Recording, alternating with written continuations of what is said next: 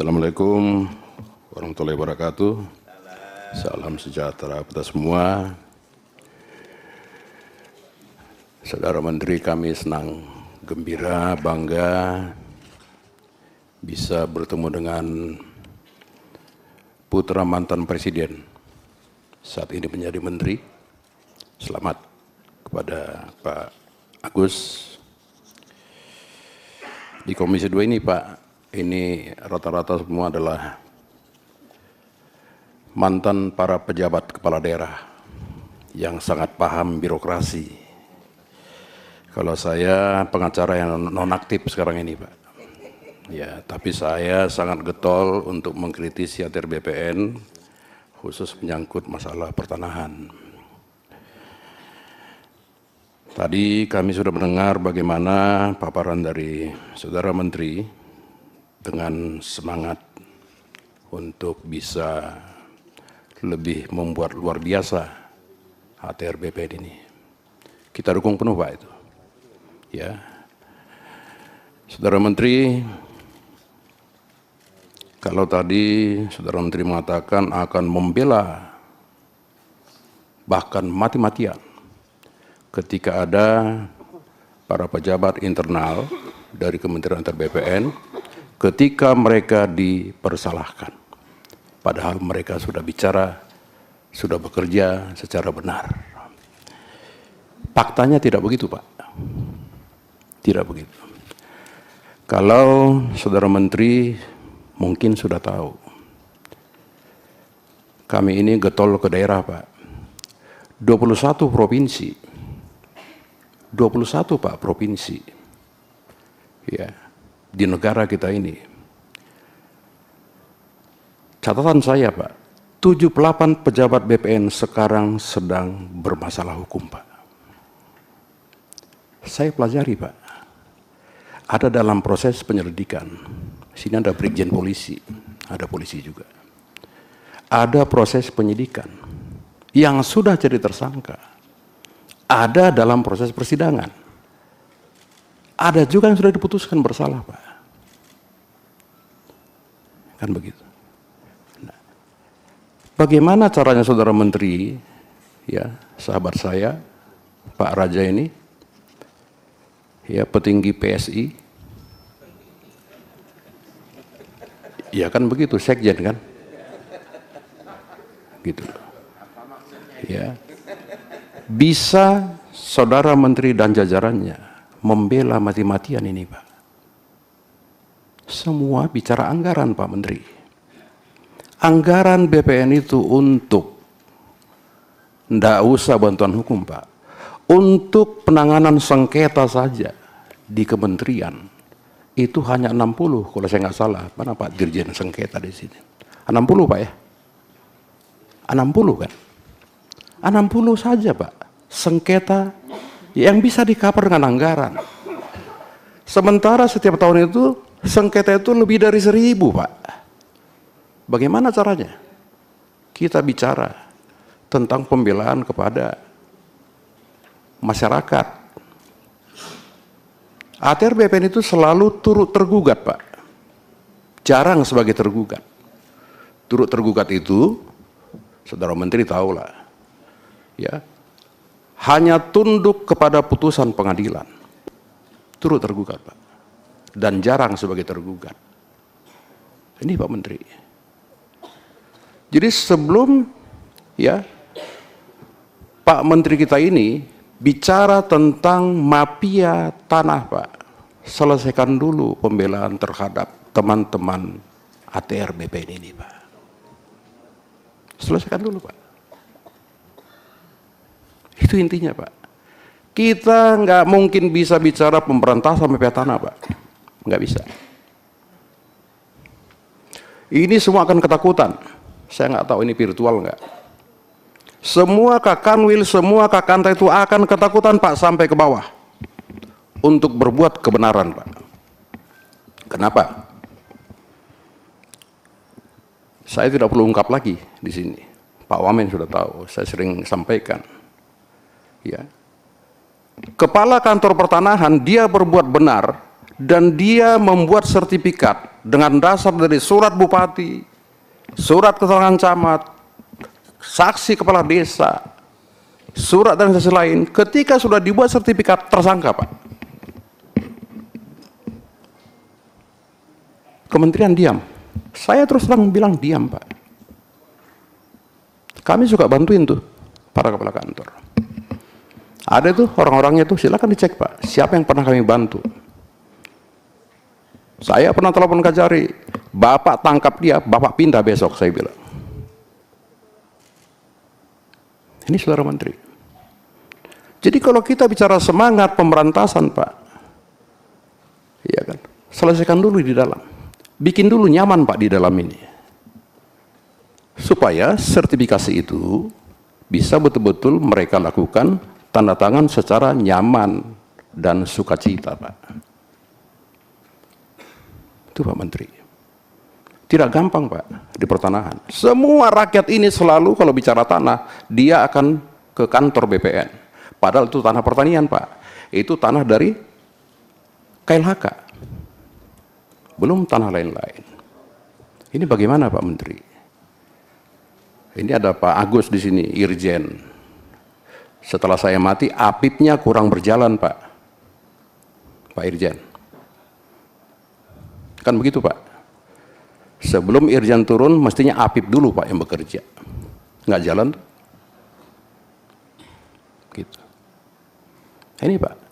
Jadi penegakan hukum keluar itu bisa berjalan ketika semua teman-teman yang dari mulai kementerian sampai ke bawah itu, Pak, betul-betul kita jamin hak hukumnya. Caranya bagaimana? Anggarannya, Pak. Nehi, percuma kita bicara, Pak, kalau anggaran sangat minim sekali. Saya sudah bilang, 60 saja, Pak, yang bisa di-cover untuk sengketa ketika BPN digugat. Ada ini Pak Dirjen jadi sengketa, ada Pak Agus, mantan penguasa sengketa. Kan beliau udah kelontokan, Pak. Ini bagaimana, Pak Menteri? Kita selalu dengan Pak Menteri berantas, nggak bisa, Pak, diberantas, Pak. Sumber daripada sengketa tanah, sumber daripada mafia tanah adalah tumpang tindih, Pak. Tumpang tindih tanah, termasuk PTSL. Mohon maaf, Pak. Kita jangan bangga dengan PTSL. PTSL itu dominan bermasalah, Pak, semua. Kenapa? Tumpang tindih. Kenapa? PTSL gampang, mengejar target, Pak. Pak Menteri. Demi untuk mengejar target, terbitkan PTSL. Ternyata tumpang tindih, Pak. Bukti sama kami ada semua, Pak. Pak Menteri. Dengan bermasalah itu, panggil kepala kantornya, Pak. Lakukan penyelidikan tersangka. Gitu, Pak. Berat, Pak Menteri. Sangat berat sekali. Nah, bagaimana caranya Pak Menteri bisa menyelesaikan ini? Dengan Pak Wamen. Tidak tahu Pak Menteri sudah tanya nggak ke para dirjen, ke para PJU, apa sih masalah di Kementerian ATR BPN? Kalau saya melihat tumpang tindih pertanahan, Pak. Yang kedua, Pak, regulasinya itu tumpang tindih, Pak. Kalau Pak Menteri sudah baca PP 18 tahun 2021 pasal 64 itu, ya, Bombun, coba dibaca, Pak, pasal itu. Setelah 5 tahun harus melalui pengadilan. Lah kan kekuasaan sertifikasi itu ada di BPN. Kenapa harus pakai itu, Pak?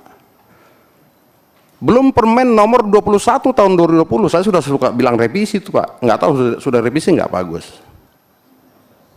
Sudah nggak direvisi? Itulah menjadi cikal bakal, Pak, masuknya para mafia tanah. PP 21 tahun 2020.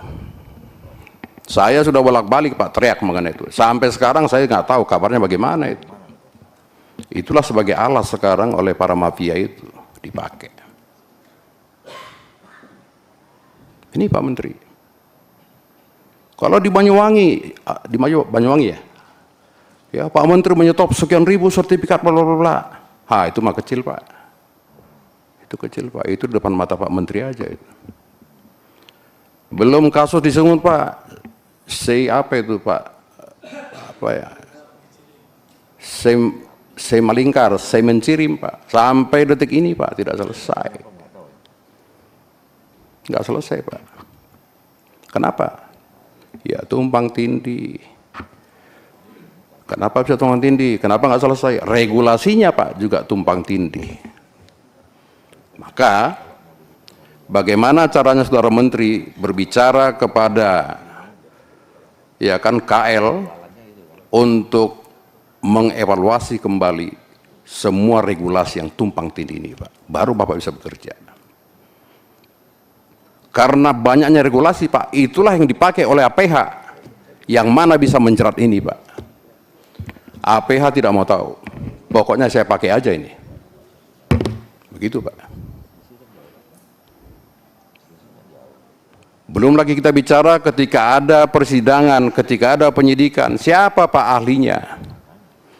Ahlinya itu harus orang BPN atau mantan BPN atau orang luar yang sudah mendapat sertifikasi dari ATR BPN Pak.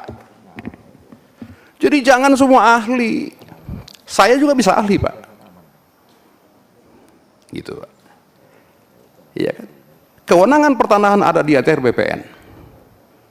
Yang paham tanah ATR BPN. Tidak mungkin Pak KLHK Pak. Tidak mungkin Kemenpan Pak. Maka dari dulu saya sarankan, kami sarankan supaya ahli pertanahan di pengadilan, di polisi, di jaksa, dimanapun itu harus mendapat sertifikasi dari ATR BPN. Gitu Pak. Ada dua ahli Pak Menteri. Satu ahli, betul ahli dia. Yang kedua ahli bersaksi Pak. Nah dominan ahli bersaksi Pak. Tinggal kita pesan nanti ahli mau sampaikan apa. Berapa harganya Pak? Kenapa demikian? Ya, sertifikasi dari BPN Pak. Gitu Pak. Komunikasilah dengan Mahkamah Agung bahwa ahli untuk pertanahan harus sertifikat yang diterbitkan dari BPN Pak. Ini Pak Menteri. Regulasi tumpang tindih, tanah tumpang tindih Pak. Dua ini sebenarnya menjadi momok di ATR BPN, tidak bisa bekerja secara mantap Pak. Regulasi tumpang tindih, iya kan? Gitu. Tanah tumpang tindih Pak. Bagaimana solusinya? Kalau begini Pak. Belum lagi nanti sertifikat tanah HGU sudah diterbitkan oleh ATR BPN, muncul dari KLHK bahwa itu kawasan hutan Pak. Bagaimana Pak? Kasihan penerima HGU-nya. Dari dulu kita sudah sampaikan nih Pak, tapi sampai sekarang masih juga. Masih banyak laporan Komisi 2 dari masyarakat, dari para investor. Jadi kalau Pak Jokowi bilang kita akan menarik investor dari pengadaan tanah segala macam, ya nggak bisa Pak. Saya belum bicara OIKN Pak. Bagi ribuan masyarakat di sana Pak sudah menguasai tanah. Bagaimana caranya? Mungkin Pak Menteri sudah tahu itu OIKN. Tadi Pak Menteri singgung juga kan. Bagaimana cara mereka itu bisa dikeluarkan? Puluhan tahun mereka di sana Pak. Itu IKN. Ini Pak Menteri. Saran dari kami Pak, bangunlah komunikasi dengan APH, dengan Mahkamah Agung, Kejaksaan, Kepolisian. Saya sudah sarankan dari dulu Pak. Kami sepakat dari dulu supaya di setiap tingkat APH itu ada orang BPN yang disebut ad hoc. Di tingkat penyidikan ada orang BPN ad hoc. Di tingkat kejaksaan BPN ad hoc Pak. Hakim ad hoc juga harus ada. Saya dulu mantan Komisi 3 Pak. Boleh dicek. Saya dulu teriak-teriak harus dibentuk hakim ad hoc perburuan, sudah ada Pak. Harus dibentuk hakim ad hoc perpajakan, sudah ada Pak. harus dibentuk hakim ad hoc perikanan, sudah ada Pak. Mana hakim ad hoc pertanahan?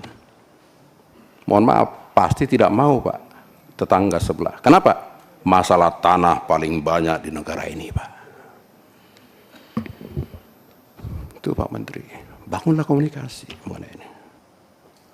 Kita concern ya di masalah mafia tanah Pak. Dan saya lebih concern bagaimana melindungi para pejabat-pejabat ATR BPN ini Pak. Bayangkan BWS bisa mengalahkan Pak. Ya, Balai Sungai yang baru dibentuk bisa mengalahkan Pak undang-undang. Baru dibentuk loh Pak. Sudah terbit sertifikat, muncul BWS mengatakan itu adalah sungai. Masuk ini Pak, BPN-nya. Nah, bagaimana Pak Menteri? Gitu Pak. Ya saya sudah bilang, 21 provinsi Pak. Di negara kita ini, semua ini tersangkut orang-orang BPN Pak. Lebih kurang 70 sekian orang. Ada penyidikan Pak Ketua. Ada tersangka, sebentar lagi putus Pak. Bagaimana kita bicara ini? Iya kan? Siapa badan bantuan hukum di ATR BPN? Saya mau tahu Pak. Kita mau tahu. Mana orangnya? Gitu. Apa pendapat hukum dia kepada saudara menteri dan jajaran? Pasti begitu Pak. Jadi jangan hanya duduk di situ Pak, enak-enak. Kasihan di bawah itu. Coba Pak Menteri besuklah. Iya kan? Para orang BPN yang sudah diklat itu Pak. Ketua, waktu Ketua. Terus ya Ketua, waktu. Oke. Ya, ya. Sebentar Pak. Ya ini kan kita RDP Pak, bukan masalah waktu. Gitu loh. Kita tidak mau mitra kita juga dipermalukan di luar sana Pak. Tolong Pak Menteri, ayolah. Kita siap membantu Komisi 2 mengenai ini. Ya, nanti kita bisa diskusi di luar Pak. Karena anggota sudah tegur saya. Oke. Ya Pak ya, mudah-mudahan anggota itu tidak konflik of interest dengan pertanyaan saya ini. Saya kira demikian Pak Menteri. Tolong OIKN nanti diperhatikan Pak, yang 2000 lebih masyarakat. Makasih Ketua. Oke, makasih Pak Jumat. Pak Yanuar.